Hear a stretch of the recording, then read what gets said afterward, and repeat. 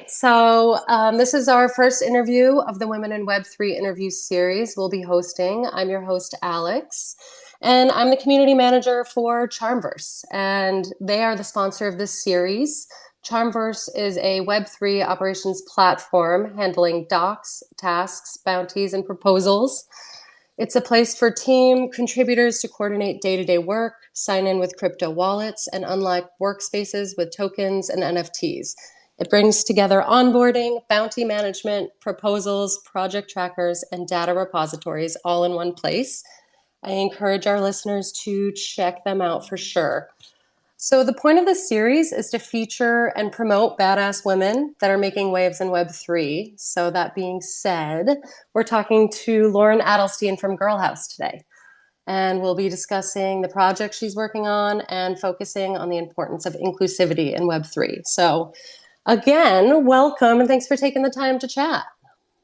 For sure. Very honored to be your first person who's on. So that means I have to do a very good job. Yes, me too. So we're in it together. Cool. So where are you today? I feel like you're often in fun and beautiful places. I am. I am very lucky with this digital work. I have probably, out of everyone I know, I have taken the most out of it, and I'm often traveling. This summer, I am spending time in Tel Aviv in Israel, and so that is where I am today. And I'm here for about a month, leading up until the ETHCC conference in Paris in about 2 weeks from now.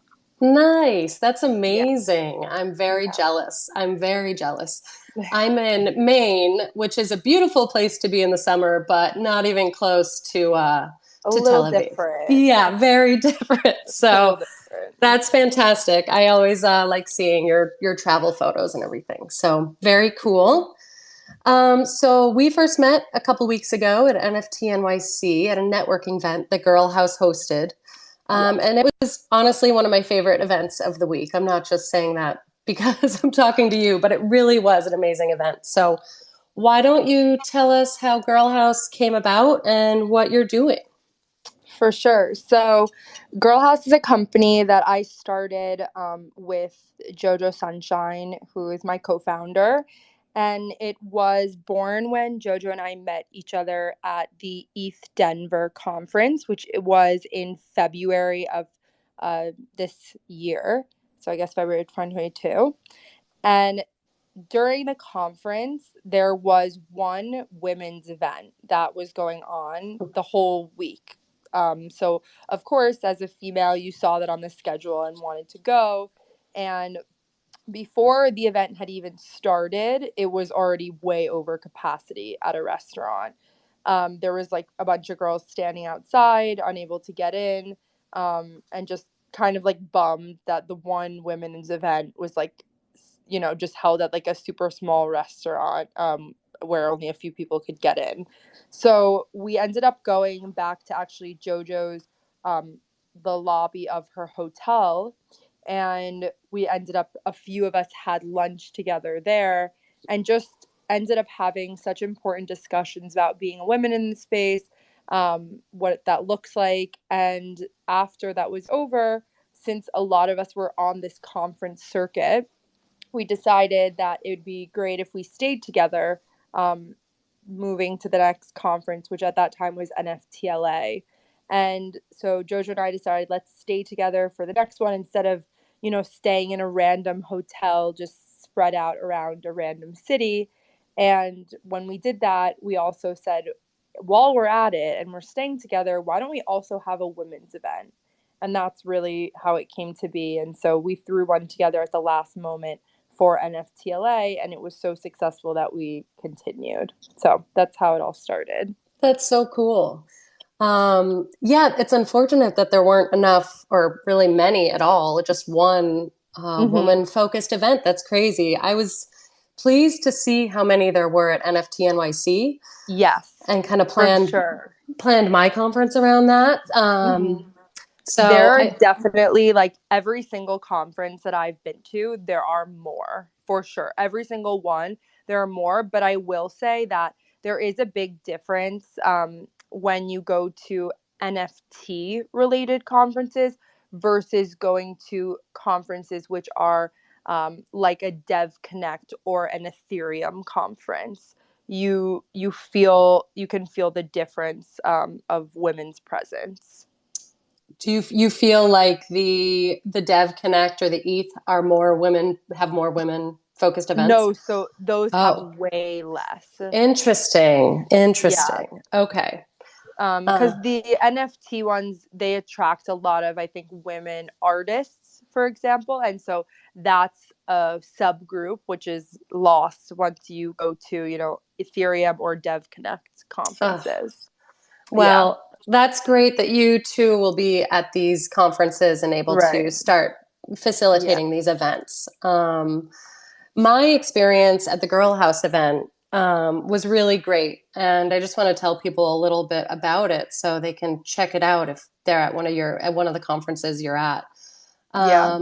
So I walked into a room full of women. Everyone was paired up or in groups and having these great conversations. And I guess upon first inspection, I thought everyone kind of knew each other, or a lot of people were already connected.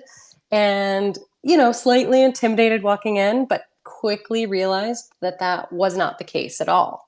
Um, it was so easy to break into groups and like conversations. People were so welcoming and inclusive. And I connected with so many great people that day. It was such a warm and safe place. I love that. Yeah, Yeah, it's exactly why we do that. And our events thus far have been very what we call grassroots, meaning that there is no specific programming and there is no specific sort of agenda. But the only thing that is important is just that women are able to be there and be able to meet other women, and that they're able to get the opportunity to talk to them. Because I know for myself also, when I go to events that where there's panels and things like that, can't just be talking to everyone around you. And right. so that's really what we focus on. Yeah. And while I love the panels at times, it really was nice to just go and feel like you were connecting with Yeah. people and bouncing around a room. And I met and connected with, 10 plus people that day in the course of, half an hour. It was really neat. Right. Amazing. Yeah. Another shout out that I found really unique about your event was I believe there was alcohol, but I feel like people weren't actually drinking. Yeah, it's so funny. So we every time we've had an event, we've done a bit of like a retrospective after it happens. And this is the third time that we've had the same conversation, which is that we always provide alcohol. And I can't even really tell you why we do. I think that you go to so many of these events, and at all of them there is alcohol. And so we just assume that we need it there, but no one drank. And when I tell you no one drank, so we didn't provide a lot. I think that we bought, like 4 bottles of red and 4 bottles of white, just in case. And I am telling you that literally, I think someone took the top off one red and had like maybe half a glass that was sitting next to it. That was it. It's so So, funny. I yeah, think that speaks volumes, really. it does, because someone said to us that this girl who she had actually come to our NFTLA event and also our NFT NYC event, and she said that a lot of the events she goes to, as soon as she walks in, she goes right for that table of drinks because she doesn't know who to talk to. She feels a little bit uncomfortable, and so that's where she heads.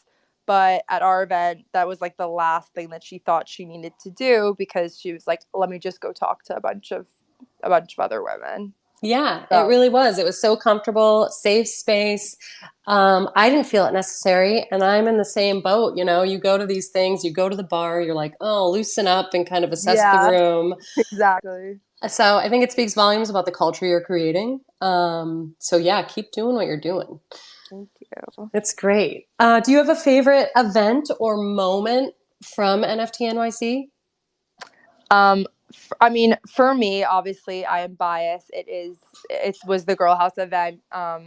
And it really is like we kind of just spoke to it, but it's because like my goal when I just go to conferences in general is that I want to come away from the conference like adding people to my Rolodex.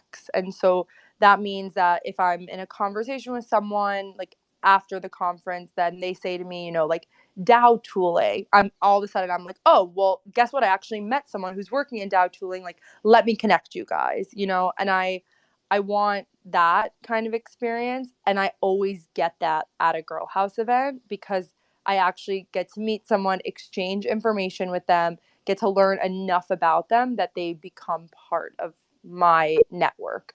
Um, and so for that reason, I love obviously the Girl House events. If I had to pick another one, I was invited to a few dinners, which it was kind of one of my first times being invited to more of these like exclusive dinners. Mm-hmm. And it is a very nice experience to get to go to one of these dinners where it's like high end and all of that, and you can have a similar experience where you do get to really make connections. So those of course are very nice as well. Yeah, more intimate setting, For sure. not just overrun by people where you can be overwhelmed at those and or not hear people talking because it can be so loud or something. Yes, for Yeah. sure. You see a lot of people who will be like, once there's 3 days into the conference, and they're like, I'm losing my voice. Like that happened to me Me at too. NFTLA. Oh my God. After like 3 days, I literally had lost my voice. And I remember we started our Girl House event. And as soon as we got there, my voice like started to go. And I looked at JoJo and I was like, oh no. Cause I was like, how am I going to talk to everyone today? And I remember I just drinking tea the whole day because I was like, oh, I'm losing it. But Yeah. yeah. Yeah. I need to be able to talk to people. Yeah. Yeah, I was in literally. that boat in New York for sure by the end of it. I just, yeah, raspy voice. Yeah. So I jumped on your Twitter space, the Girl House Twitter space last week, and you were recapping NFT NYC, and I found a lot of the observations and takeaways you and JoJo were talking about really interesting. Hmm. How about some tips you would give to people going to Web3 conferences, specifically women? Yeah. So, one is that you are not going to get it right the first time or maybe ever, because I have found that these every single conference is super unique. And that's because they're all in different places. They all have different hosts. So, you know what I mean? Like every single one really has its own flavor to it. You know, the one in Amsterdam, it's like, not a huge city, but it's a big city where everything's spread out and you're running from this side of like the city to the other side of the city, versus Denver, where every event was hosted on literally the same street. So if you're walking Oh, up and down the street, you literally could just be like networking like on the sidewalk. So every single one has its own flavor, and just that, even the understanding of that.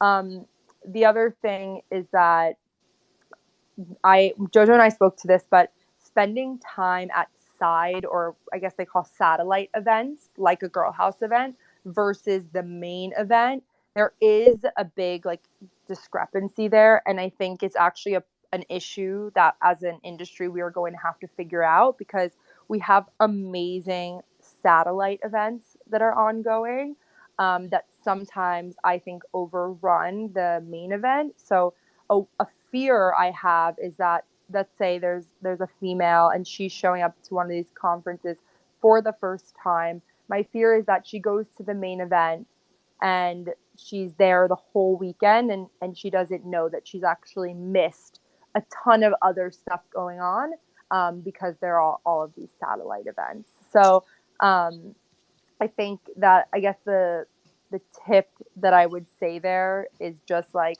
the two would be that each conference are, unique in its own right. So you're not going to figure it out and be okay with that. And the second one is, to find someone to tell you about other things going on, I because like that.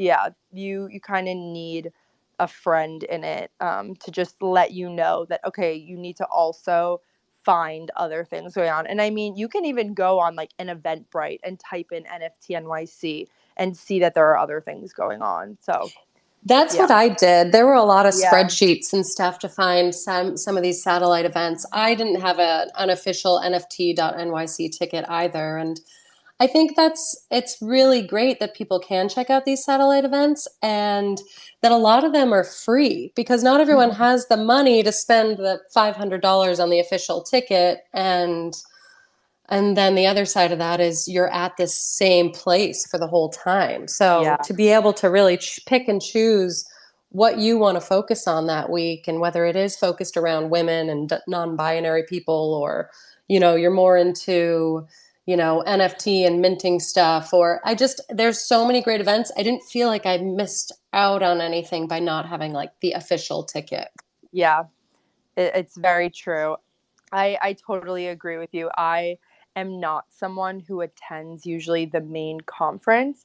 But with that said, I also have an understanding that, um, I think that sometimes, or we should try to figure out a way that we can meld it together, because I would hate for it to get segregated in a way of, people that are OG in the industry and know people are just going to satellite events, and new people are going to the main event. Hmm. We have to figure out a way to get everybody everywhere, and sort of like have it all meld. Yeah. Yeah. And I mean, and these networking events are a great way to do that, right? I know the next one I'm going to is ETH Bogota in October, but Mhm. being able to reach out to people and say, "Hey, what are you doing?" And like just kind of talking about the events other people are going to and signing up for similar things and learning about the cool stuff that's going on. For sure. Who do you consider your target audience for Girl House? Do you feel like you have to be a woman to get involved, or So currently, and I say currently because I do think it will change, but our target audience is anyone who identifies as she, her. And the reason for this is because we really want like the main goal to be able to meet other women, but also to be able to have an open dialogue of what it's like to work in a male dominated industry. And so an example that I would give is that at our event in Amsterdam, most of our attendees were women who were working specifically in DeFi. And that, way more, as I mentioned before, more than NFTs, is more male dominated. And so a lot of the women, like as I overheard conversation and was a part of conversations, there were so many women that were commenting about being the only woman at their DeFi company. And they spoke to what kind of experience that was. Um, and that was just a conversation that would not have happened if there was a male presence, I think.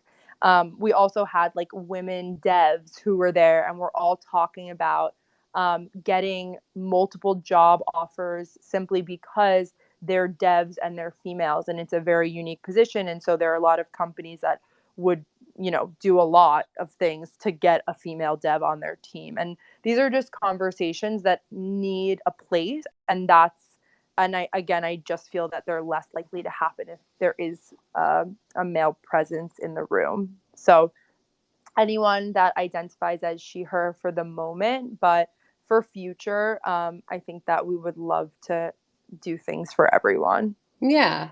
Well, I mean, it's a newish industry, right? Like a lot of people are still learning, Totally. and I think it's a great time for women, to create an opportunity for women to get involved and learn and kind of jump in a safe space, because otherwise, they might not voice their opinions or feel comfortable doing so.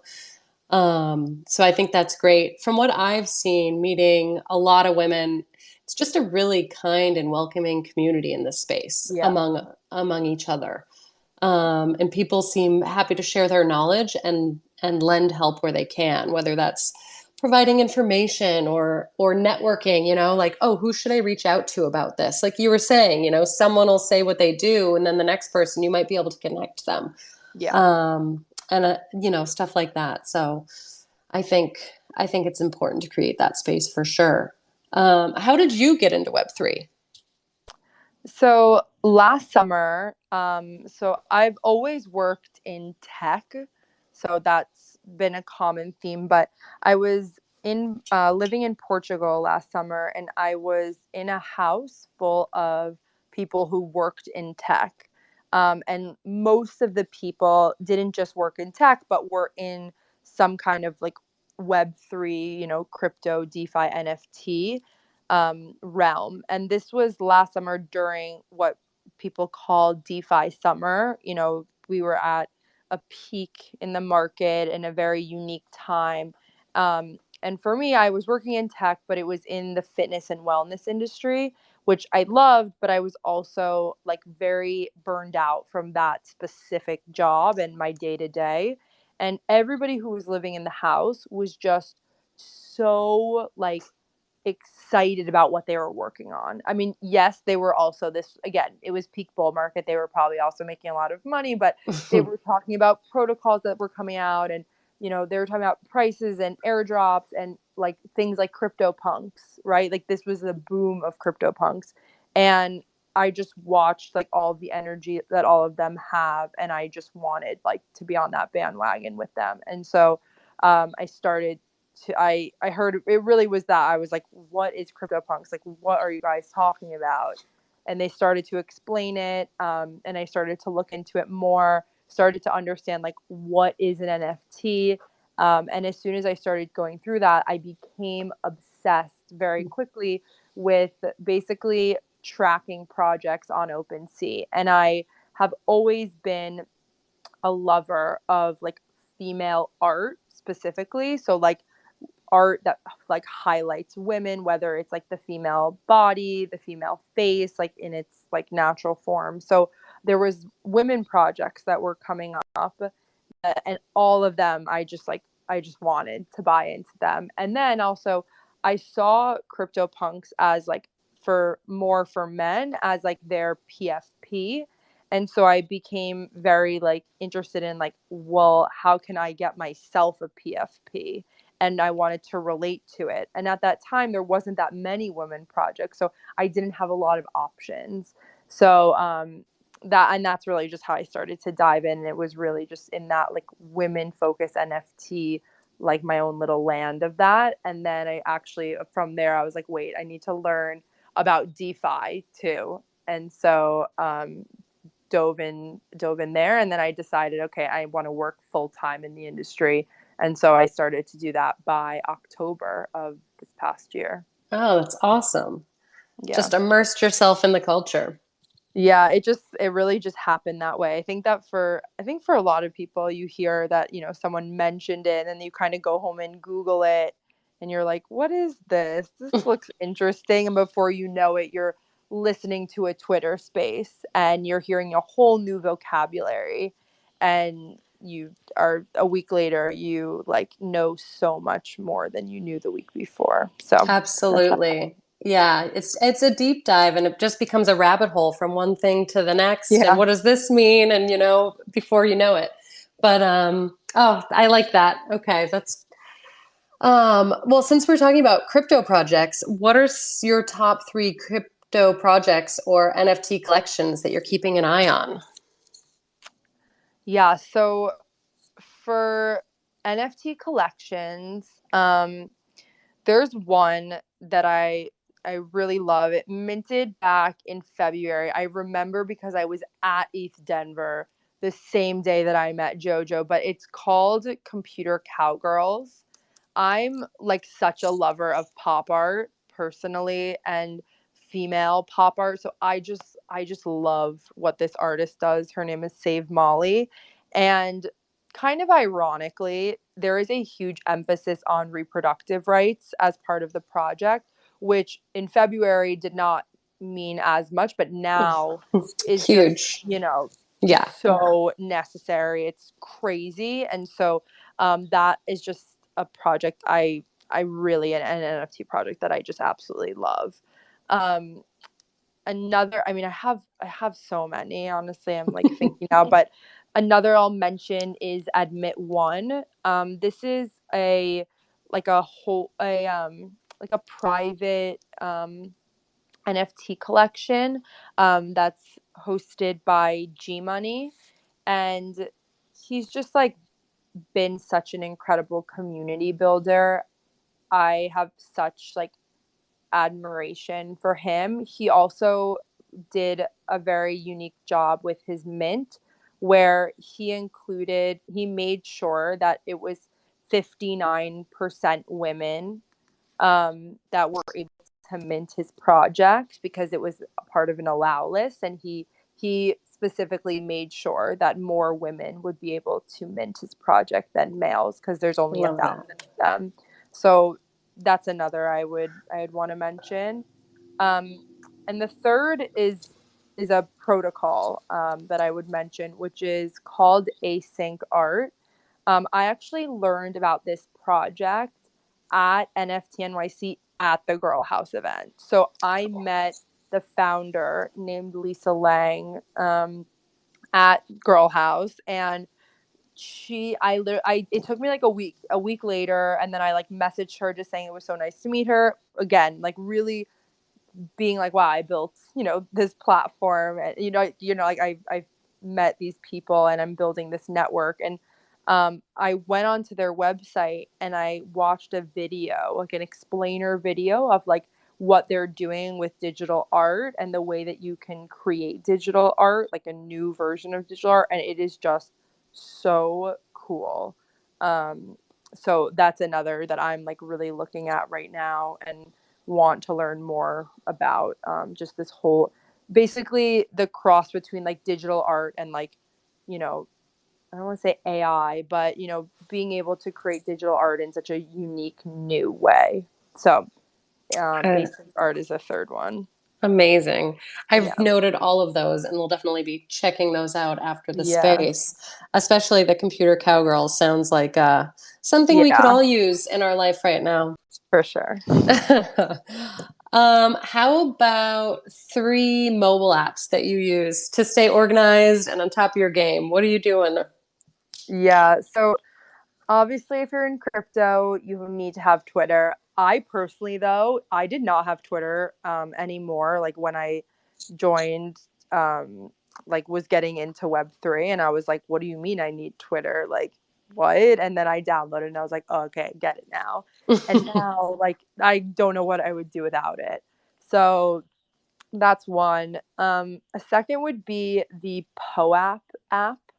So POAP, for anyone who doesn't know, POAP, which stands for Proof of Attendance Protocol. So this is basically, they call it like bookmarks of your life, but this is a way to show like physical or digital attendance to some kind of event. But I know like for Girl House events, like we always do a POAP. This past one, we had like an amazing artist create one, and people were able to get it. And so that's, if you're gonna plan on attending any conferences, I guess a hack I would say is to have that beforehand. Um, and then the third one, I feel like what would be expected, ones that help you stay organized. You would expect me to say Discord, right? Because we use it, but I'm going to not say it, pretend I didn't say it, because I do not like it. I don't know anyone that does like it though. So, that's that. So for the third one, I'm going to say another one, which, so I use an app that's called Blink. I think that's how I say it. BLINQ. It's an app that I use when I meet someone. And so what it does is it has a contact card, and you're able to show to someone and they can get like your Twitter, your Instagram, your Telegram, like your email, all of that information just by scanning the like QR code that comes up. And that's something I downloaded after or during NFTLA, because I was meeting so many people, and everyone would always say, "Oh, like how can connect with you?" And so now whenever someone says that, I just whip it out and I'm like, "Here's my QR code," and they're able to connect with me basically on every kind of platform. So that's a third one that helps me stay organized. Uh, I'm definitely downloading that. That sounds because everyone uses everything different, you know? Everyone's like Yes. Discord, I know. Twitter, It's like, how can LinkedIn. I contact you? I'm like everything. Yeah. Basically, here's everything. So that's what I use. Yeah. Okay. I will be downloading that. And then the POAP app as well. I think that's great. I did get a POAP from Girl House for attending, which I was psyched about, and won an NFT. So from the drawing, Wow. which I love. So I was pumped about that. Well, thanks. Yeah, I'm definitely asking some of these questions selfishly so I can make sure to be up on some of this stuff. Yeah. Um, so back to Girl House, what would you say makes Girl House stand out from other projects that are trying to do a similar thing? Yeah. So there's honestly a good amount now, um, like of women projects that have popped up, which is super awesome. I think that our like unique, most unique thing is that we focus solely on in person, and that makes us stand out a lot. I think that online is awesome, but there's just nothing like seeing another person face to face, like hearing their voice, their body language, like all of that. And so that sole focus, I think, makes us unique. I think that's actually a really important point to touch on in a world of Web3 where you can be communicating across the world at any point. I think the in real life stuff is really important, you know, just Yeah. to really get a vibe on someone, and it just deepens that connection. For sure. Like for me, when I was in Denver, it was really like I went to NFT NYC the previous year, so in 2021.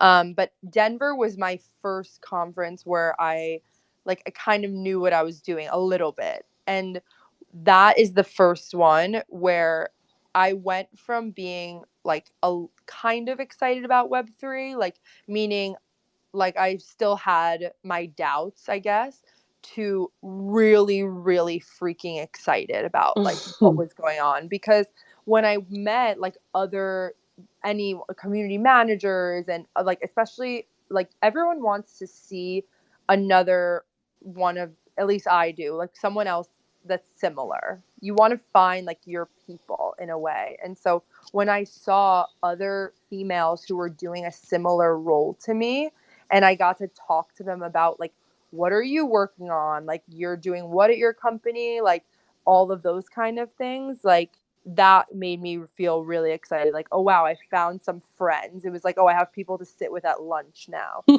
was Right. like literally how I felt. And um, anyone that I meet in person it does just simply become a way deeper connection every time. It just Yeah. does. Yeah. I agree. I think it's really important. And to go to these conferences and meet people or other events outside of them, lunch, all that stuff, I think it's really Hmm. important. So what's next? What's next? You mentioned you have some upcoming conferences that you're Yes, attending. we do. Remind us of those, and then anything outside of conferences you're planning? So we do have a few conferences. So next or this month there is ECC, which is in Paris, where we are planning on doing another women's networking event. So that will be awesome. There is also DevCon in Bogota in Colombia, we mentioned before. We also will be going there. That's in Awesome. October. There is this one I'm not sure about, but there is supposed to be an ETH San Francisco conference, which is supposed to happen in November. So maybe something there. And then the last one would be Art Basel, which will be in Miami in the first week of December. So that's those three that I mentioned are definites, maybe with something in November. So those are all next. Cool. Yeah, so Yeah. I will be keeping an eye out for a Girl House event at Bogota for sure. Yeah. So that's sort of like future events, but then future planning. So we have, I guess it's really two things that are our goals, I guess, as we move into the 2023 year, which are going to be a Girl House women's retreat. And so we're really excited about that. We want to do something that's like away from the conferences, but really it even further strengthens relationships. We want to bring together like a very unique group of people, all of that kind of stuff. So that is another thing we're going to be looking at and moving towards. And the other is that while we love our networking events and we will always continue to do them, we want them to really be ingrained in the culture of, conferences. We also know that if you do a 1-day event, there's things overlapping, and it can always be hard to figure, to make sure that everyone's able to come. And so because of that, we would love to be able to offer maybe something that looks like more of a co-working space that is hosted by Girl House, so that people can come when they find time. And so that it doesn't have to be only for 3 hours on a single day. So that's another, I guess those are two dreams, but more achievable dreams that we are working towards within the next year. That's the retreat idea. Well, both of those ideas I love, but the retreat idea just makes me think, you put people together for an extended period of time and those important conversations happen. Maybe it's just over coffee, or maybe it's over a glass of wine at night, when normally people might separate, right? Yeah, To go back to their hotel room or whatever. So absolutely. that's when the best stuff happens. We could not agree more. So when Jojo and I stayed together in LA, we had met in Denver, and then we had like talked, but we didn't know each other that well, right? And so we were happy to stay together because we're like, okay, well, also, now we can get an Airbnb, we can split it, this is like better. And so we stayed together in this Airbnb, and there is nothing like waking up in the morning and going out into the kitchen and seeing somebody in their pajamas having a cup of coffee. It is a very different experience. You grow a lot closer with those people, and you do. I mean, there were nights where there was a night we didn't go out, and we were just like on our computers, like on websites, and showing each other stuffs and working on decks and talking about like future of things. And it's a very different experience. So we want to literally foster exactly the experience that we had for others. It's great. I love that idea. Yeah, that's fantastic. And then as far as the co-working space, I really like that too, because like you said, it gets so busy at these Yeah, conferences that you're like, oh, or like New York, you're all over the city, right? It's nice to know like, oh, I'm not going to miss out on it. I can still go and connect with cool right, people because I know Girl House is creating this great space right. that are going to Or be be able to networking. go back even like more than one time. Like Hmm. there's a lot of downtime sometimes where it's like you go to a morning event and then you have like an hour or two to go to another event, and so maybe you're like, oh, like let me go by there just for like the next 2 hours. Or you meet someone and you're like, well, should we go grab coffee together? And it's like, oh, like let's just go by the Girl House, co-working space, and have coffee there. So that's something also we would love. And that idea also really sprung up because we went to DevCon in Amsterdam, and they had exactly that. They had this co-working space, and Jojo and I showed up. We wanted to go because we were like, oh, let's see what it's like there, literally. And we showed up. We were, I'm telling you, the only two girls. No joke. Only two girls at this space. Of course, we were like, whatever. So we sit down, and there was like a little poster, and so we wrote Girl House on it, and we put it up in front of us, and all of these people kept coming by and just being like, what's Girl House, what's Girl House, what's Girl House? And everyone was asking us, and we had all of these conversations about it. And after we realized, we're like, wow, imagine there was like a bunch of other women here, that would be cool. And so that's where that idea sort of sprung up. You just give me goosebumps. I love it. That's great. Yeah. um, all right. Well, I've kept you for a while, and my last question, I guess, could be a little heavy, but describe the rest of your life in 5 words. Okay. So rest of my life. So my first one is gonna be movement, because two parts of movement. Moving around the world is one. That's something I do very often right now. And I love it. And the other is physical movement, because I also try to move my body every single day to stay healthy and all of that. So movement is going to be one of them. Um, Another one would be like balance, because it's just like the ultimate goal to me. Like that's your the sun, right? Is balance. Because whether it's work balance, it's life balance, it's fun balance, just trying to achieve that.